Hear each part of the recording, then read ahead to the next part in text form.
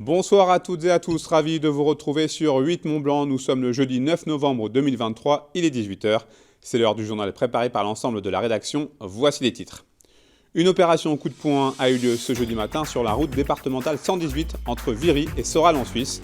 À l'origine de cette initiative, le collectif Oui à l'échangeur de Viry, favorable à ce projet qui cristallise actuellement les tensions. Luc Haruch était sur place. Et puis la station de Val d'Isère attend ses champions et ses championnes. À un mois des premières épreuves du Critérium de la première neige, nous entendrons Ingrid Jacquemot, la directrice du Club des Sports, notre invitée de la semaine. Mais avant de développer ces titres de la politique avec une décision qui risque de faire grand bruit et qui pourrait peut-être faire voler en éclats la majorité municipale à Annecy, Guillaume Tatu, Marion Lafari, Fabienne Grébert, Karine Buxan-Piqueda ainsi que 6 autres élus quittent Réveillons Annecy, le groupe de François Astorg. Dans une lettre envoyée ce jeudi au maire d'Annecy, ils annoncent la création d'un nouveau groupe au sein du conseil municipal qui s'appellera Oui Annecy. Pour motiver cette décision, les 9 démissionnaires évoquent une voix collective qui ne se fait plus entendre et une parole qui n'a pas été écoutée. Fin de citation. Une conférence de presse est organisée en ce moment même. Nous y reviendrons dans notre édition de vendredi. Je vous disais en titre, direction Viry. Excédé par l'insécurité et les nuisances routières, le collectif Oui à l'échangeur de Viry a mené ce jeudi matin une opération coup de poing en bloquant la circulation de la route départementale 118 entre le village et Soral en Suisse. Quotidiennement empruntée par de nombreux travailleurs transfrontaliers, cette route cristallise les tensions, comme vous allez le voir dans ce reportage de Luc Haruch. Près de 10 000 véhicules empruntent chaque jour cette route. Un chiffre en constante augmentation depuis plusieurs années. Située dans le pays du Vuache, la commune de Viry vit au rythme des travailleurs transfrontaliers. Face à ce flux quotidien et ininterrompu, certains habitants se sont réunis en collectif. Ils ont mené ce matin une opération coup de poing en bloquant la route pour protester contre les nuisances engendrées. C'est très bien qu'il y ait des frontaliers qui aient travaillé de l'autre côté, mais effectivement, il faut vraiment désengorger cette partie-là. La grosse nuisance, c'est le risque d'accident. Et ça, il faut le limiter. Si on limite le risque d'accident, on fait déjà un grand pas sur l'avenir. Au centre de toutes les attentions, la route de la gare. Elle relie aujourd'hui la commune de Viry au village suisse de Soral. Réputée dangereuse, cette route départementale pourrait bientôt changer de visage. Un projet d'échangeur autoroutier est à l'étude.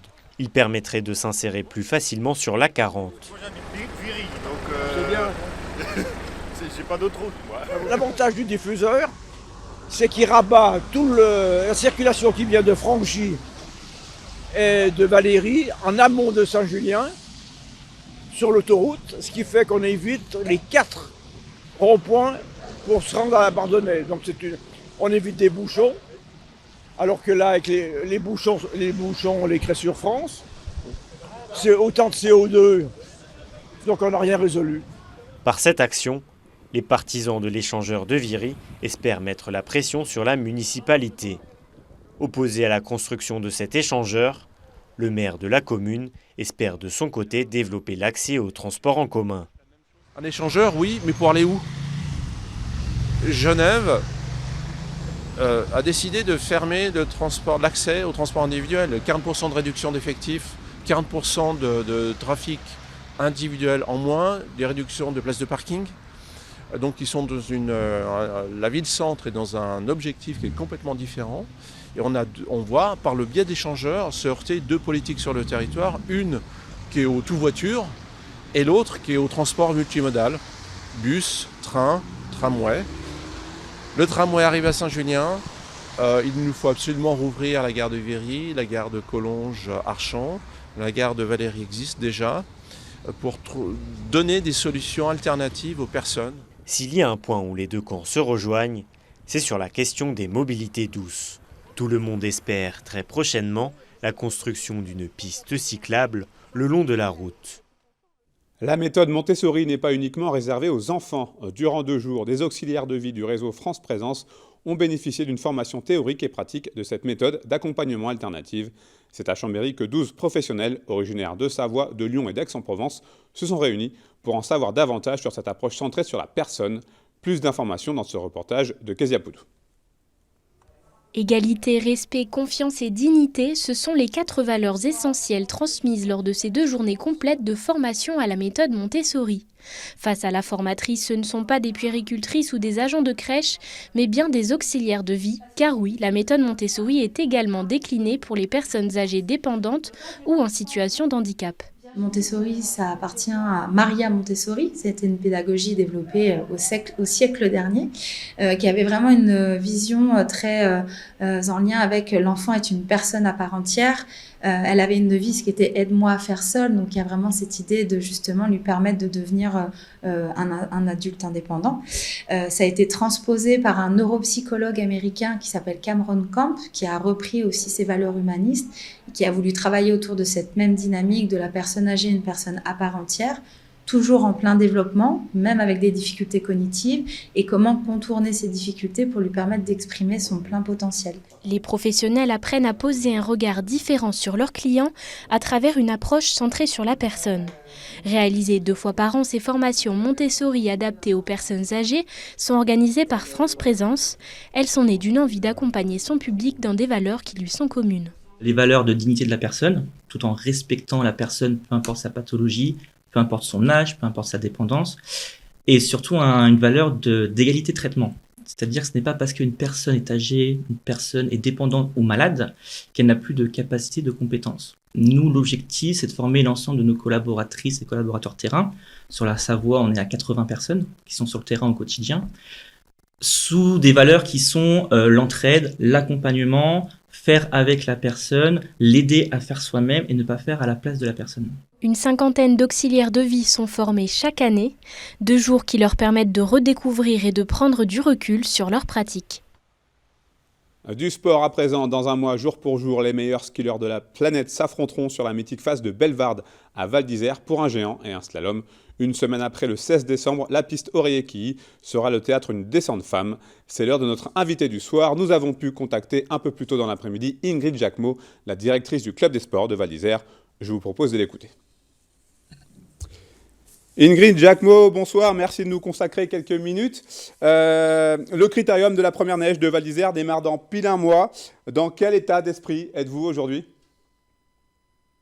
Bonsoir à tous. Alors, on est plutôt très confiants et toujours autant motivés. On se réjouit d'être à un mois de l'événement pour la 68e édition du Critérium de la première neige. On se réjouit aussi d'accueillir à nouveau le week-end femmes pour les épreuves de vitesse. Et pour nous, ce sera vraiment un événement, on va dire, complet pour lancer le début de saison à Val d'Isère et envoyer le signal fort du début d'hiver. Qu'est-ce qu'il représente, ce critérium, pour la station, pour le club des sports ? Et comme je disais, 68e édition, donc on approche de l'anniversaire des 70 et pour nous, ça représente quelque chose de très important pour la station. C'est dans notre ADN, c'est dans nos gènes. On organise ces Coupes du Monde depuis 70 ans, c'est presque 70 ans d'expérience, de savoir-faire, de compétences et de passion surtout, parce qu'il y a un vrai effort collectif de toutes les entités et de tous les acteurs de cette station, de ce village. Donc, pour nous, c'est toujours un moment très fort et on aime partager toutes ces richesses humaines et ces valeurs autour du ski alpin pour le critérium. Au niveau de l'enneigement, est-ce que vous pouvez d'ores et déjà nous assurer qu'il n'y aura pas de problème pour le snow control de la FISE ? J'aimerais vous le confirmer, mais on va dire que on a plutôt commencé un bon début de mois de novembre. On a eu la chance d'avoir des chutes de neige naturelles qui ont déjà permis un bon cumul de neige sur les hauteurs, donc presque 60 cm en cumulé, et puis 2 chutes de 20-25 cm dans la station, ce qui est plutôt positif pour un début de mois de novembre. Après, on reste toujours très prudent parce qu'on ne sait pas comment vont évoluer les conditions climatiques, mais voilà, pour nous, ça permet de bien commencer le travail sur les pistes, d'être plutôt serein et on va aller crescendo comme ça jusqu'au contrôle neige pour les épreuves techniques hommes qui a lieu le 30 novembre. Donc, on va être rythmé sur ces 4 dernières semaines dans le profilage et la préparation des pistes. Donc on n'est pas prêt de voir normalement les images qu'on a pu apercevoir du côté de Zermatt. On...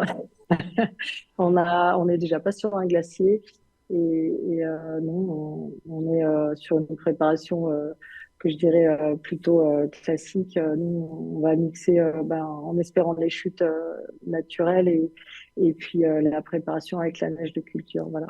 Vous l'avez annoncé tout à l'heure, cette année 2023 marque le retour du diptyque hommes et femmes avec 4 courses organisées sur 2 week-ends différents.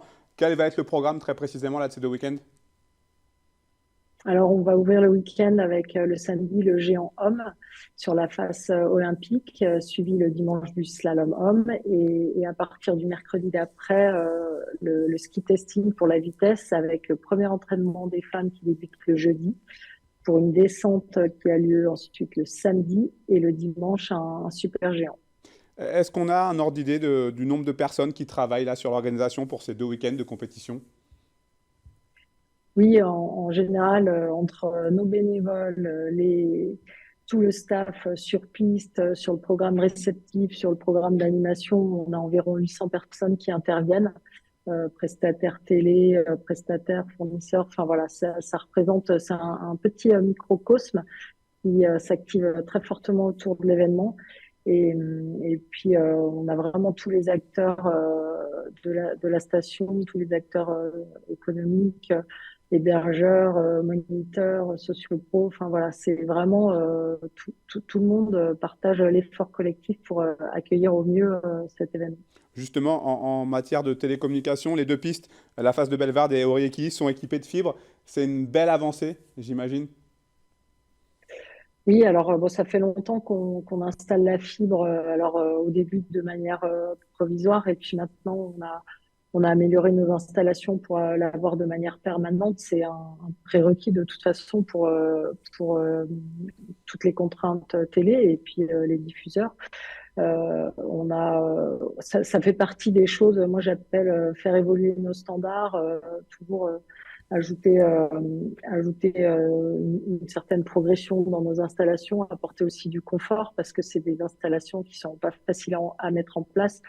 Un événement comme le ski alpin en extérieur avec les conditions météo que ça implique, parce que je rappelle, on a souvent des conditions qui sont très challenging et une météo qui vient souvent nous titiller à quelques jours de l'événement. Donc pour nous, ça fait partie des choses qu'on essaye d'améliorer aussi pour le travail des équipes et pour livrer un événement avec une vraie valeur ajoutée. Et cette année, la nouveauté, c'est qu'on aura du coup des images de drone sur la partie de la descente et du super G femmes. Et on compte vraiment, nous, sur ces évolutions-là, comme on a pu le voir l'année dernière sur les championnats du monde de Méribel et Courchevel, c'est que c'est des images qui permettent de créer encore plus d'immersion et d'avoir un rendu plus fort de ce qu'est de faire une descente de ski alpin et donner de la valeur ajoutée à la course. Une dernière chose, Ingrid, la candidature française pour les Jeux Olympiques et Paralympiques 2030 a été officialisée cette semaine et Val d'Isère fait partie des sites retenus pour accueillir les slaloms hommes et femmes. Ce serait forcément une bonne nouvelle si ça se concrétisait? Et oui, on se réjouit de pouvoir accueillir un événement d'une telle dimension. En tout cas, Val d'Isère s'est positionné immédiatement lorsque les appels au soutien ont été faits par la voix de Monsieur le maire de Val d'Isère et je pense que c'est un très bon élan sportif pour tout le monde, pour faire rêver les jeunes, pour venir partager un moment fort et populaire autour du ski. Merci infiniment Ingrid Jacquemot. Bonne continuation. On vous souhaite évidemment un très très bon critérium. Merci beaucoup. Au revoir. C'est la fin de cette édition. Merci à vous pour votre fidélité à l'information sur 8 Mont Blanc. Merci à toute l'équipe. Tout de suite, la météo préparée et présentée par Thierry Paulme. Passez une très belle soirée. Je vous retrouve avec grand plaisir ce vendredi, même endroit, même heure, pour le dernier journal de la semaine sur 8 Mont Blanc.